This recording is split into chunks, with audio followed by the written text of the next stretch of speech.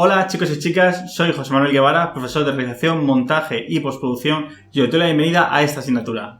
Este va a ser un curso que se prevé cargado de mucha ilusión y esfuerzo, así que seguro que con el trabajo que vais a dar todos vosotros vais a conseguir unos resultados fascinantes. Esta serie de vídeos iniciales, al igual que lo que vamos a dar en clase, se trata de una iniciación para que todos vosotros lo podáis superar sin que os presente ningún tipo de problema. Así que armaros de valor porque vais a conseguir resultados impresionantes. Ahora sí, voy a dejar de hablar y vamos a comenzar de una vez con la clase.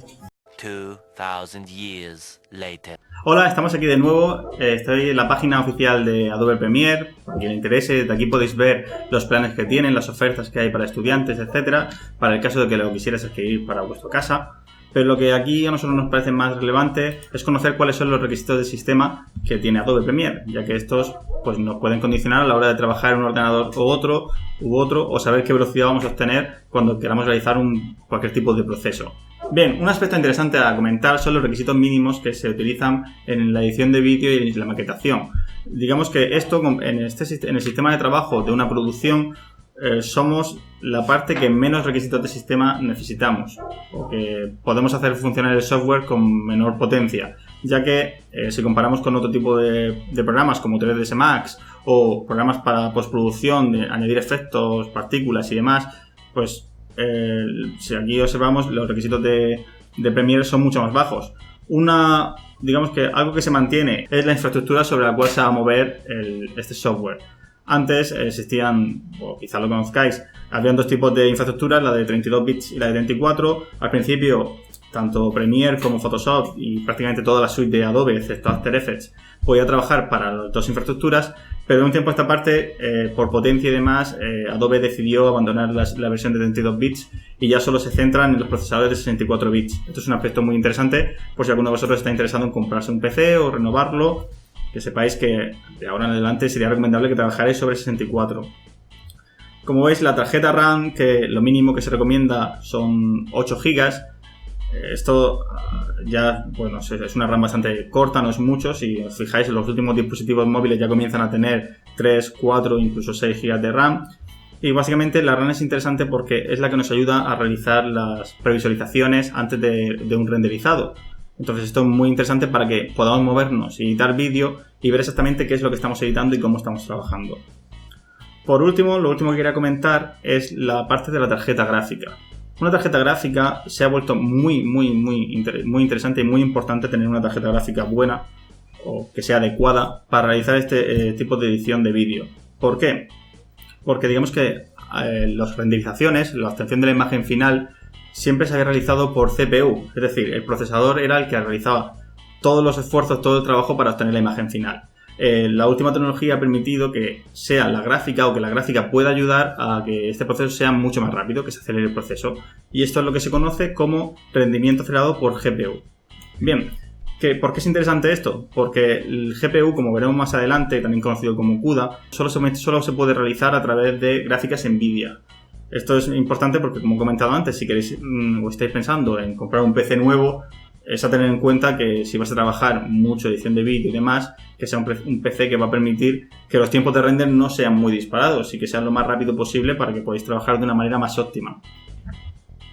Bien, ahora sí, vamos a abrir Premiere, vamos a empezar a ponernos manos a la obra, que todo demás ha sido demasiado burocrático y demasiado contenido, que es muy interesante que lo sepáis, pero imagino que ya lo que tenéis ganas es de empezar a trabajar y empezar a editar vídeos. Bien, lo primero que nos aparece cuando iniciamos Premiere, mi versión, como podéis ver, yo tengo Premiere Pro CC. Lo primero que nos aparece es este pop-up en el cual podemos ver cuáles son los archivos recientes que hemos ido abriendo, hemos estado trabajando, y nos ofrece la posibilidad de crear un nuevo proyecto. Aquí la pregunta del millón es ¿qué es un proyecto? Bien, pues el archivo que compone todos los clips de vídeos y material visual que nosotros hemos trabajado y hemos estado editando para crear una secuencia que sea la que queramos conseguir, es decir, un videoclip o una cinemática, lo que sea, ¿de acuerdo? Entonces es importante que entendáis que en Premiere se trabaja bajo este sistema, un sistema de proyectos. Vamos a darle a crear un nuevo proyecto y una vez que creamos un nuevo proyecto nos aparece esta ventana. Es muy importante que seáis ordenados. Para mí va a ser uno de los aspectos más importantes a tener en cuenta, digamos que para poder trabajar de manera efectiva. Entonces, lo primero que tenemos que hacer es cambiar el título. La realidad es que si no cambiáis el título, esto se convierte en absoluto caos. Yo antes tenía como 200 archivos sin título porque me daba pereza cambiarlo y al final era un lío. No sabía dónde estaban las ediciones que había realizado y cuáles no. Entonces lo que vamos a hacer va a ser ponerle un título que va a ser, en mi caso, Práctica Premiere Florida. Y voy a decidir dónde guardarla. Esto sí que es muy importante, la organización. Creo que es relevante que todos tengamos un mismo sistema de organización porque, como veremos más adelante, la base de funcionamiento de Premiere es que los vídeos no se importan directamente a Adobe, es decir, no se copian, sino que se vinculan. Y si no tenemos una organización correcta y movemos algún archivo de sitio, cuando abramos Premiere ese archivo no se verá y será un caos. En ese momento ya veréis que es el apocalipsis porque no sabéis dónde está el vídeo y hay que buscarlo y el archivo de Premiere no funciona correctamente. Un lío.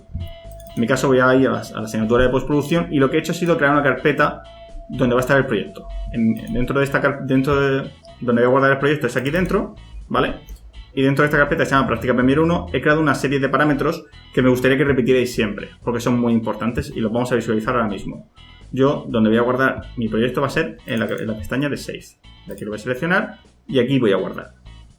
Bien, los siguientes parámetros que vemos son en referencia a los formatos. Si vamos a trabajar con un formato preestablecido, de momento nosotros lo vamos a dejar tal cual. Cuando estemos un poquito más avanzados vamos a ver para qué sirve cada uno de ellos. Ahora sí, vamos a crear nuestro proyecto. Bien, como os había comentado, dentro de Práctica 1 Premiere, que es donde he guardado aquí mi save, Práctica Premiere Florida, estas son las 4 carpetas que yo creo siempre pase lo que pase. Ya veréis que luego se irán sumando más según iremos avanzando en el curso, pero una que creo siempre es la de Assets. Esta es la más importante. Aquí digamos que vamos a guardar todos los clips de vídeo, todos los audios, imágenes, todo el material que vamos a usar en definitiva para montar nuestra imagen. Si os fijáis dentro de clips, aquí tengo los clips con los que voy a empezar a trabajar y luego tengo pues imágenes, sonidos en el caso de que usemos. La carpeta de render y render test sirven, la de render test, para guardar las previsualizaciones que hagamos. Es decir, quiero ver cómo está quedando esto, no es la imagen final, simplemente quiero ver cómo queda. Pues lo guardo en render test. Y render donde tendremos el resultado final, ya sea en imagen o en vídeo. Quizás si estáis trabajando en una versión más antigua os aparece una pestaña que se llama secuencia, en la cual hay una serie de parámetros y presets muy extraños. De momento lo que vamos a hacer va a ser cerrarla, porque vais a ver que a esa pestaña vais a poder acceder más adelante. Entonces, si os aparece esa pestaña, simplemente le dais para que continuar y listo. La pestaña sería esta, la que os aparecería, ¿vale? Si os aparece esta pestaña, le dais cancelar y ahora después trabajaremos con ella. Porque la pestaña de secuencia sirve para que establezcamos cuál va a ser el tamaño del clip de vídeo con el cual vamos a ir trabajando. Bien, ya estamos aquí en la interfaz. Esta interfaz preciosa a la cual os vais a tener que acostumbrar sí o sí. Así que espero que os familiaricéis pronto con ella. Lo primero que observamos en la interfaz es la pestaña de origen. Como veis, esto parece que está dividido en editores. Ahora mismo está dividido en 4 editores. El primero que vemos es el de origen. Y digamos que aquí vamos a ver los vídeos y clips que importemos. Lo vamos a ver tal cual, para que nosotros luego podamos elegir desde dónde hasta dónde nos quedamos con el clip para hacer fragmentos y demás. Entonces aquí veremos los clips tal cual se van creando y generando. Luego, por otro lado, este editor que tenemos aquí es muy importante. Lo primero que observamos es la pestaña de proyecto y pone exactamente importe medios para empezar. Aquí es donde importaremos todos los clips, todas las imágenes, todo el material audiovisual que queramos y será con el cual iremos trabajando. Es decir, aquí digamos que tendremos catalogado todo lo que hay. De hecho, si pasamos a la siguiente pestaña, la de navegador de medios, aquí digamos que tenemos una pequeña descripción de nuestro ordenador. Si yo voy accediendo a los parámetros y accedo a postproducción, Práctica Premiere, digamos que como podéis ver, ya tengo acceso a todos los vídeos con los cuales luego voy a poder trabajar. Esto lo veremos más adelante. Por otro lado, también tengo la posibilidad de ver la línea de tiempo, que aquí digamos que es donde se va a mostrar la representación gráfica de todos los clips con los que vayamos trabajando y es el lugar donde podemos hacer la mayoría de modificaciones, de cortes, de unir un clip con otro. Vale, por último, la última pestaña que observamos es la de programa. Aquí es donde veremos la secuencia con la cual estemos trabajando y todos los cambios y ediciones que vayamos haciendo. Vamos a volver un momento a la carpeta de proyecto, a esta pestaña de aquí, y vamos a ver cómo comenzar a importar elementos a esta escena. Hay varias maneras de importar elementos. La primera de ellas lo vamos a hacer simplemente yéndonos a la carpeta que nos interesa, seleccionando los clips que queramos importar y arrastrándolos. Como veis, aquí ya los tenemos todos arrastrados y podemos empezar a utilizarlos sin problema. De hecho, si le doy doble clic, veréis que en la pestaña de origen ya tengo el vídeo original, que lo puedo visualizar. y luego veremos cómo trabajar con él. Voy a borrarlos porque otra manera de importar los elementos es dándole clic derecho y voy a importar. Ahora aquí simplemente me voy al vídeo que a mí me interese, este por ejemplo, y lo voy a importar. Aquí si hago doble clic, verás, aquí tengo otra vez mi vídeo. Espacial. Pero desde aquí Estoy yo mismo. Pero vamos a ver una manera mucho más cómoda de importar los elementos y de mantener ese orden que hemos comentado antes de las carpetas, etc. La pestaña de navegador de medios es muy interesante para esto, ya que desde ella tengo acceso directo. Como veis aquí, toda la línea de cadena donde está guardado mi archivo, Práctica Premiere. De aquí tengo un acceso directo y siempre puedo acceder a ellos. Imaginaos que en cualquier momento llega un nuevo material audiovisual y simplemente, pues si lo arrastráis a esa carpeta, aquí se actualizará y lo tendréis todo. Dentro, si os fijáis dentro de este elemento, yo pasando por encima con el ratón, puedo ver de qué está compuesto el clip. De hecho, incluso si le doy a espacio, puedo escuchar audio. Yo puedo echar esto para adelante y dándole a espacio, inicia el vídeo y puedo ver audio de qué va. Por ejemplo, ponemos en este, For Honor, yo puedo avanzar hasta donde yo considere, darle a espacio y puedo ver el vídeo y ver si me interesa para añadirlo a mi cadena de producción y al montaje que yo quiero realizar. Vamos a parar. Como iba comentando, una manera de ver esto un poquito mejor es ampliar estas miniaturas, ya que ahora mismo resulta que se ven un poquito pequeñas. Entonces lo que podemos es ir aquí al navegador de medios y a las opciones podemos darle a configurar grupo de paneles. Y en grupo de paneles podemos darle a maximizar grupo de paneles. Si le damos, como veis, esto lo vemos un poquito más grande, podemos aumentar aquí abajo el tamaño de los cuadros. Así están más grandes. Y ahora sí, si yo quiero realizar previsualizaciones, como por ejemplo esta de aquí, yo puedo verla de una mejor manera y ver, sí, este es el clip que a mí me interesaba. O en el caso contrario, que no sea así. Bien, para volver, como veis, esto ha hecho que todo cambie mucho. Si quiero volver otra vez a todo como tenía antes, una vez que haya terminado de trabajar, por cierto, se me ha olvidado comentarlo, una vez que yo tenga los vídeos que a mí me interesan, yo simplemente los puedo ir seleccionando pulsando Control o hacer una selección rápida pulsando en el primero y en el último pulsando Shift, así los tengo todos seleccionados, y simplemente dándole clic derecho, importar, ya se me añaden a la línea de proyecto. ¿Vale? Como veis, aquí los tengo y estos ya están preparados para trabajar.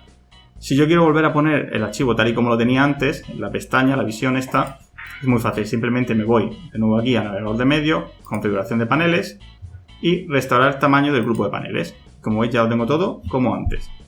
Y con esta barrita de aquí abajo puedo reducir o ampliar el tamaño de visionado de estos elementos. Ahora, como veis, aquí dentro ya tengo todos los vídeos con los cuales yo voy a poder empezar a hacer mi edición. Vale, pues eso es todo. Nos vemos en el siguiente vídeo.